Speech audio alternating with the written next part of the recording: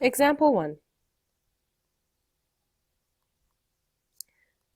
Find the length of QR to the nearest tenth of a centimeter. So here is our triangle. Beautiful. So this is R, this is Q, and this is P.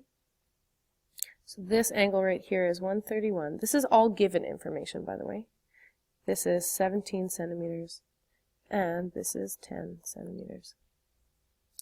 First things first, let's name all the sides, little versions of the big angles. So this is going to be little p, this is going to be little r, and this is going to be little q. So what we're looking for is we're looking for PR, which is handy because we know that the relationship, we know that we're able to find the relationship of a side if we're given the angle that's across from it or that's opposite it. So the way that we would, this is actually a pretty important skill for these kind of questions. We need to write the cosine law in terms of the letters that we've been given. So we're saying that little p squared, okay, this length right here, which is the same thing as QR, which is what we're being asked for, p squared equals the other two sides, so q squared plus r squared minus 2 times the other sides, q times r times cosine of big P. Thank goodness we have it. So let's fill in the blanks of what we know. P squared equals q squared, so q squared is 10, or q is 10, so it's 10 squared, plus r squared, which is 17 squared, minus 2 times 10 times 17 times cosine of 131. Now I'm just going to highlight in different colors where these things come from. Q squared is here, or Q is there. R is here.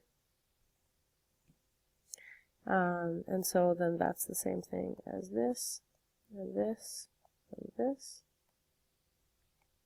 Our Q squared, Q and Q. And last but not least, I'll leave magenta, my favorite color, angle P, which is this. And just for good measure, this guy right here is the length that we're looking for, and I'm going to highlight that in blue. In fact, that's our only unknown, really. So therefore, P squared equals 100 plus 289 minus 340 times cosine of 131. Let's just simplify it down even further. P squared equals 389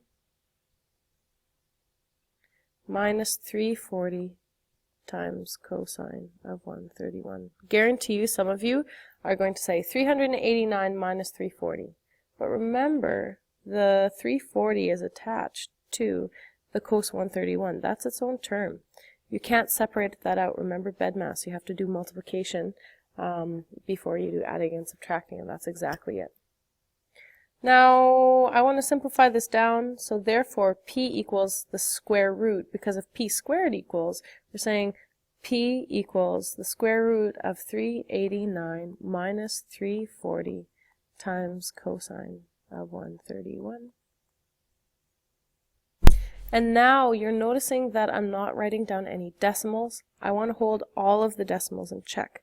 And you guys, again, are going to have to figure out your own calculators here, but if you need help, just come and see me. I'll just punch it in the way that I would.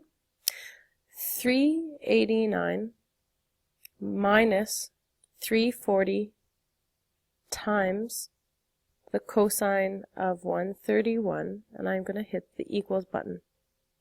Now I'm going to find the square root of that answer, and I'm going to see that it's 24.7. Now the question asks for 1/10 of a centimeter, so I'm going to say that P equals 24.7 centimeters. Put a box around it. You'll get different answers if you round to early, so make sure that you don't do that. Make sure that you're holding all the decimals inside your calculator.